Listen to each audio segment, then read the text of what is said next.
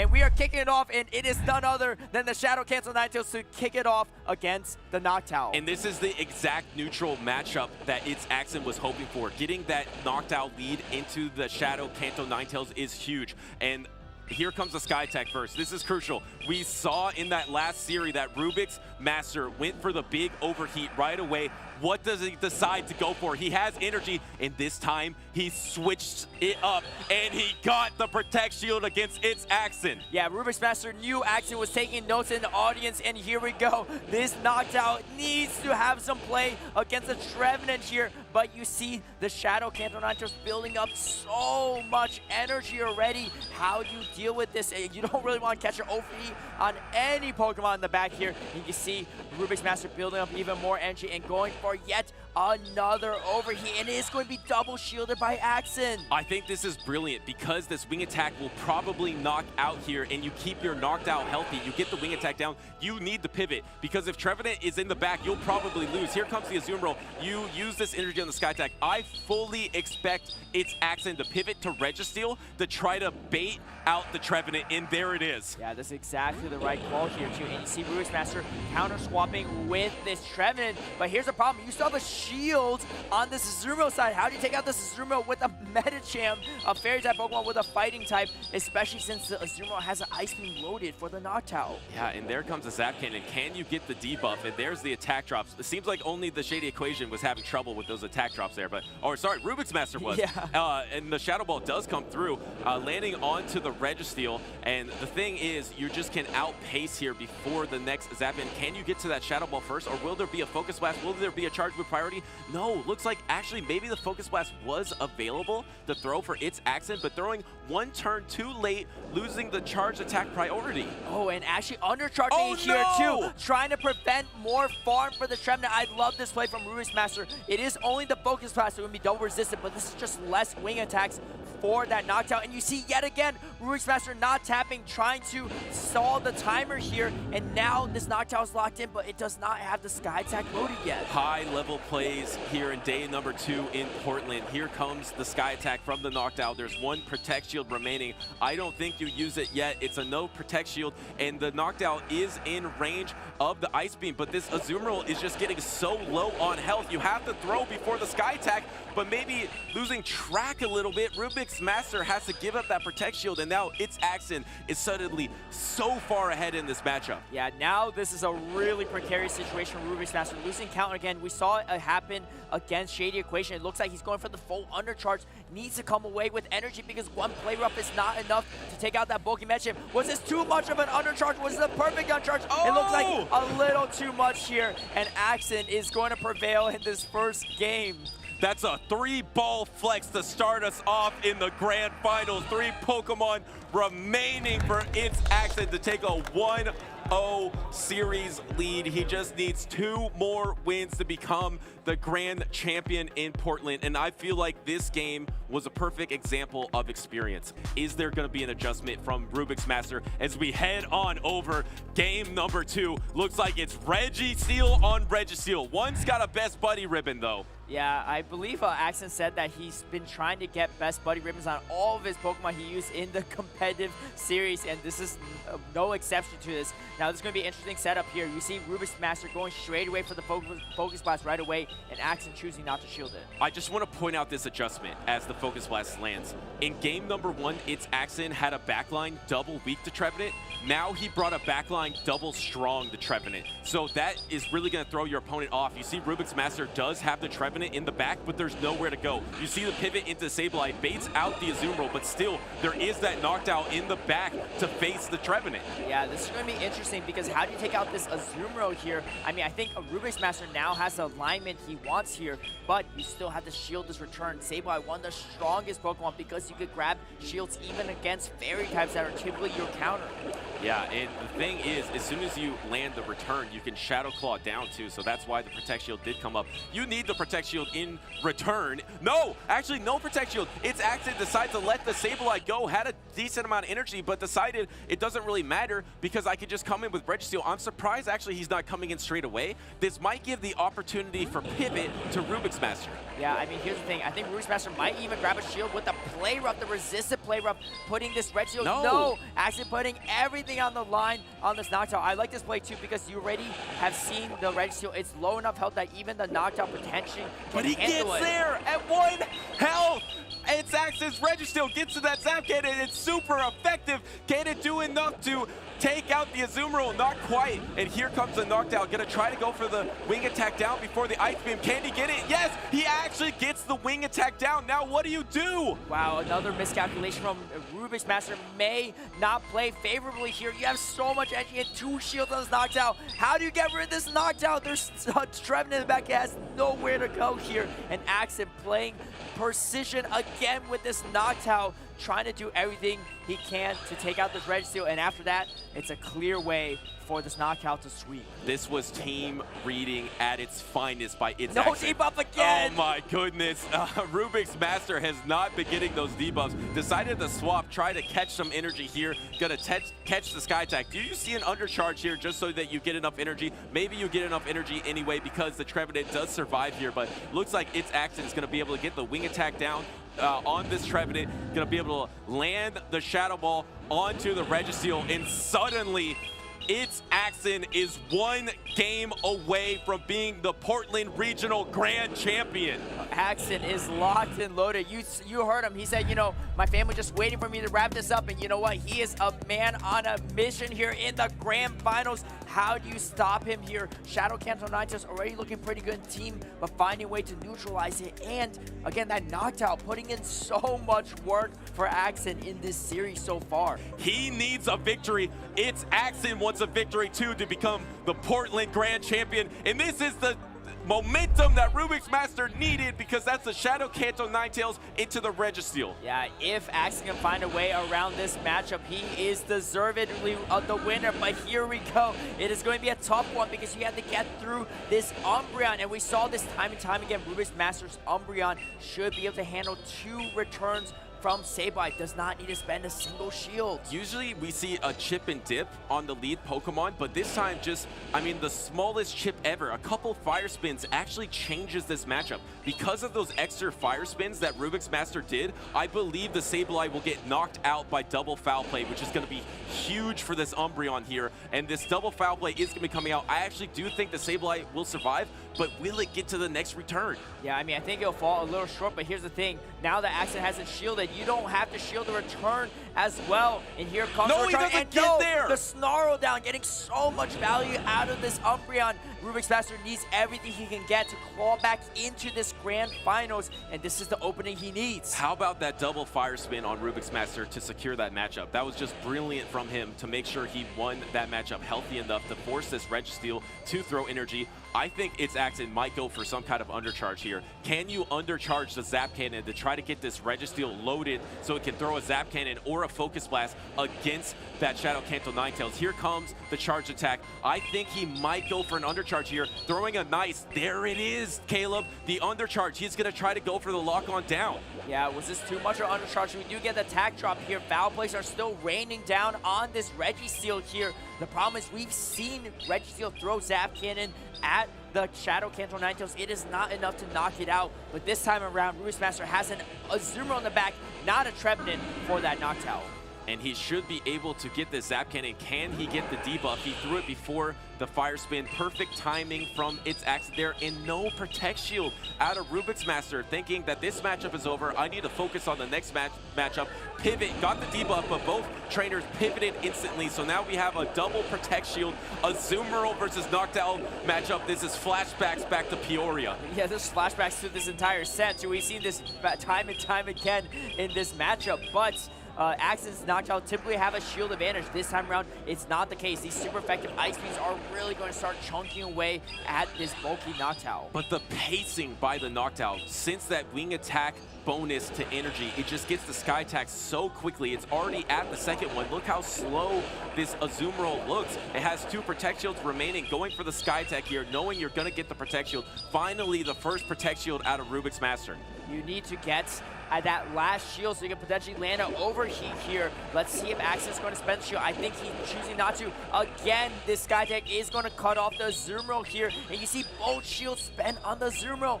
Is the timer up? Is the timer up? The timer is up, Caleb. Is he going to go for it? No. I love that play. Didn't try to go for turn alignment. Most traders will throw 1 bubble so that you clip that second wing attack on turn number 4 in that situation, but threw straight away so that you couldn't get swapped on. Really smart play by Rubik's Master. Now throwing this ice beam, which might knock out the Noctowl here. I think Noctowl might barely hang on and endure. Yes, the Noctowl is there. Do we see any pivots? No pivots. No pivots here. Trying to build up the 2 sky attacks. 2 sky attacks, what you need here. Is he there? Can you get to it? I think you get to the second sky attack before the weather ball is thrown. I don't think you have enough energy. The damage might come through from Fire Spin. Does the damage come through on Fire Spin? Oh, no, the damage! We go! Axon going on 3-0. Noctowl yet again closing out the matchup, and it looks like Axon is your grand champion of Portland.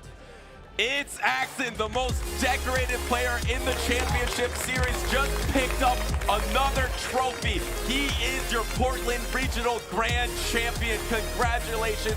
And congratulations also to Rubik's Master, who has qualified for the World Championships this season in Yokohama, but took a 0-3 to ItsAXN here in the Grand Finals. There might be a judge ruling on this one.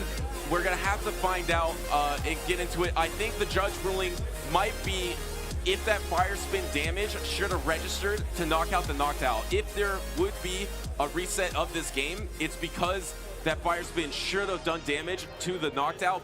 Yeah, I mean, and this is hard though too, because I mean, that was ItsAXN pretty much thought that this is over, right? This is him being the grand champion, something he's been aiming for, trying to get that travel package to Yokohama. So to come from that high to then be put in this situation where now he has to secure another victory, I can see a snowball situation. If Rubik's Master is able to pick up this next win, I think the momentum will be heavily in his favor. So this is the biggest game of his career. I know he just started in the championship series. This is his first tournament, but can he get a win on the board in these grand finals? Same leads, Shadow, Kanto, Ninetales into the Registeel. Yes, all right, so here we go. This is the positive lead here, and it looks like it's going to be the same team composition again. Let's see these trainers play out maybe exactly the same matchup here. The real question is, can Axon undercharge perfectly again is going to be the thing. But here we go. Axon is going to throw this first return. Last time around, we saw the second return was not reached after the foul plays were not shielded. Will this play out the same way? I think it will, and the thing is that double Fire Spin that I mentioned last game where you get that little bit of damage so that you can get that Snarl down. I think that Rubik's Master did get that double Fire Spin off, so I think Umbreon should be able to get that foul play plus Snarl down. Here comes the foul play. We know this is not enough. We just saw it, Caleb, but can he get that Snarl down? This is deja vu all over again. Let's see if you get to the return this time around. It looks like, and no, the Snarl is going to do just same exact scenario here, and we see these trainers playing out exactly the same way, and a Registeel is going to come in to match against this Umbreon.